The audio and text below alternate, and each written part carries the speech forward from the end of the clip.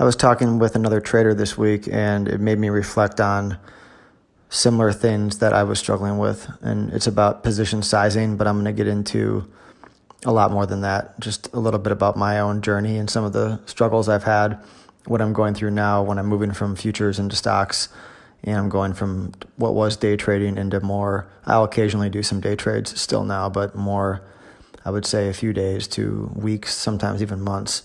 It's to be determined a lot exactly how it's going to unfold for me, but that's how it looks right now.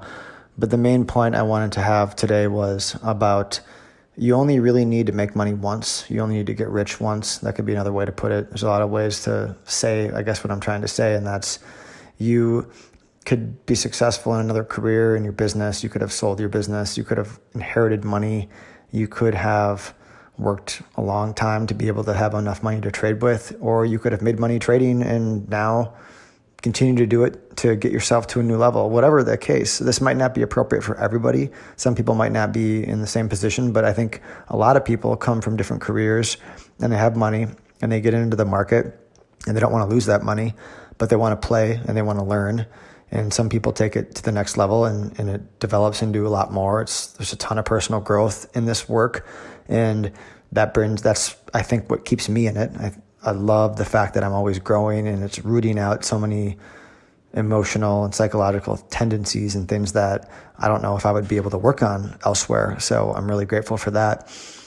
But in terms of what I've struggled with at times is having success in one area doesn't necessarily mean you earned the right to trade really big or that you're immediately an expert in another area. So you could think of this as from your old business to trading, or even for me, it's a little different because I was day trading and I started in 2000 and I was dabbling in high school and doing it a lot more in college, but I didn't start professionally until after college. So 2002, I believe, is when I started out of college. And what happened then is I learned the ropes and I studied everybody who I thought was a good trader, and I looked at all their trades and I plotted my trades by hand for 10 years. I did this and really learned exactly what my system would be. I borrowed things from other people's systems. I tried a zillion things and tossed things out that didn't work. And I was fortunate enough to have started making money pretty quickly. I think within 6 months or a year, I was making money. And my career really took off in 2007, and 2008 was good. And then from then on, I just kind of was at a different level than I was the first maybe 2 or 3 years. So it took me, I would say, 5 years to really hit it good, where I really felt like I knew what I was doing and I was making a lot more money than when I started. But the first few years were sufficient, but it took that long to really get me to where I wanted to be. And as I went through that process, there were still ups and downs, and there were years that were a lot tougher and years where it seemed to be easier. And everyone who trades knows that, where not all strategies work at all times, and breakout markets and early bull markets are different than late bull markets and different than mean reversions. And then bear markets come into play, and all these different styles and all these different things you have to be aware of. And it never really ends. And that's part of the fun challenge. But back to my point. So I made my money doing that, trading futures.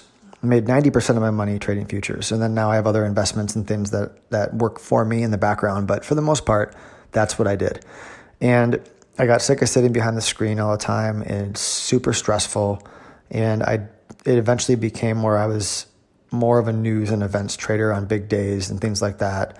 And I was getting bored with going in every day and doing the same thing that I had been doing in the past. So I started moving over into the stock market. And this took off about 2015, 2016. I started thinking this way more. I had also traded stocks off and on, maybe a handful of trades a year when I saw something I liked, with a little bit of success. No, I didn't do it that big. I was mostly in futures, but I started doing it. But in 2016, I got into it a little bit more. And I would say I really started getting into looking at it in 2018, at the midpoint of 2018. And this year, I'm all in with learning. I've joined some groups and some forums, and I'm learning from other people who are good at it.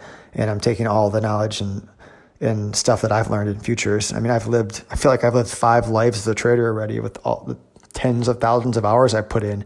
Yet I feel like I'm just starting when it comes to the stock market, because all that stuff helps me. But at the same time, I'm not an expert at these different holding periods and the intricacies of earnings reports and different things that aren't the same as index future trading, as currency trading, as bonds and oil and all that stuff. So that's part of the challenge for me. I still haven't gotten to my point yet. I'm usually not this long-winded, but the big point, the big lesson here, and I think others can relate to this who have come in with money from other endeavors, is you tend to trade too big. And I started off trading way too big, and I took some hits that didn't need to be taken. I don't think it was even that I had some really good success and then some really bad ones, and they kind of washed themselves out. And I'm sitting now wondering why I had to do that to myself on the downside a few times, because just because I made money doing something else just because I was good at running the 200 doesn't mean I can go run the 1 mile race and be just as good, relatively speaking. I'm not, because I haven't done it yet. I am confident I will be, and I'll figure it out, and I'll probably get to a higher level because this is more scalable, and I like that. And that's great that I feel that way, but I haven't proven that. And a lot of times my trades would say that otherwise. I brought some ego with me about how I thought this would be an easy switch for me, and it's not. It takes time. It's maybe not the same as starting over and not understanding markets, but it's a new thing. So you have to treat it that way. You have to earn that, and you have to really have the respect for the capital you do have, because you only need to make that money once. So there's no reason to give it all back. And not that I'm doing that. I'm just saying there's no reason to come in and have your ego involved to the extent where you start taking big swings at something before you really become proficient at it, and treat it like a professional. So I'm talking to myself a lot here, but I know I've talked to others who have gone through this, and it's similar to the podcast I did on losing after winning.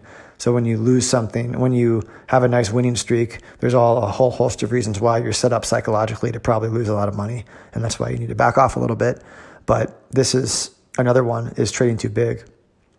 So back to my overall picture of where I am.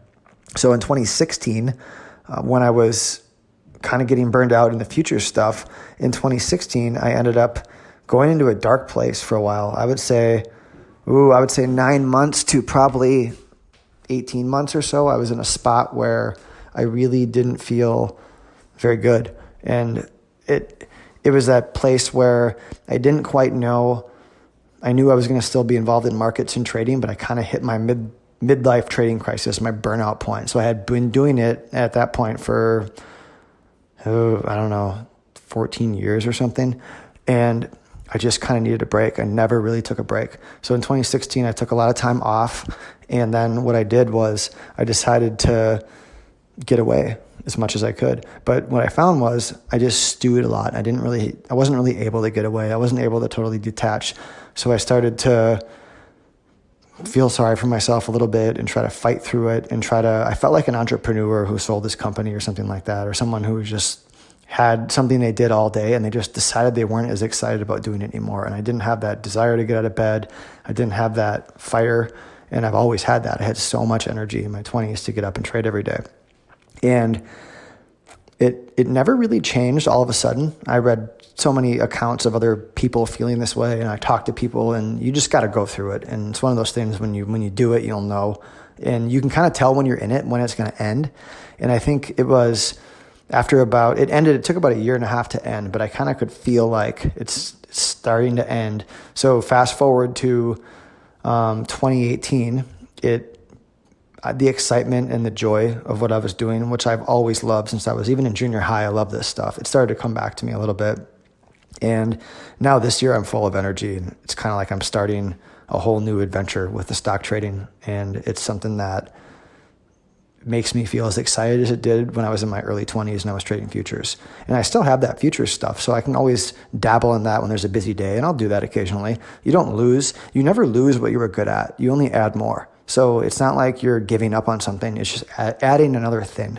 It's a different skill set. It really is different. And there's a lot of things about that I'm learning that did work in futures that don't work as well in stocks, in terms of relationships and divergences and just all this different stuff that became part of my toolkit that I'm relearning. So I think the big point, the first point, is to approach the new adventure respectfully with a healthy I don't know, an experimenter's mindset with the beginner's mind, or however you want to say it, where you come in and you observe it like you're on an alien planet to some extent, and you figure out what works and what doesn't. And you certainly can't copy anybody else, but you can learn from them and take things. I talk about that almost every time I do a recording because I think it's so important. But I'm now at a point where I'm very excited and going forward like it's new again, and it feels awesome. So my second point, the first one being to stay small. The second point is that the energy comes back and the excitement comes back. And it didn't for a long time, and it was really hard. It was probably one of the hardest times of my life. And it's funny because I had more success, more money, all that stuff. And I was way lower psychologically, emotionally than I ever was in the beginning, when it was who knows what's going to happen with this when I first started. And even though I always felt like I was going to do well because I loved doing it and it was my dream, but you didn't know for sure until you actually did it. And then when I sunk down into that low place in 2016 and into 2017 a lot as well, I thought, is it ever going to come back? Am I ever going to stop feeling this way? And it did. It did slowly come back, but not all at once, in really small layers. And each day just kind of felt, internally I felt better. So it was almost like externally nothing changed, but internally I felt a little more excited.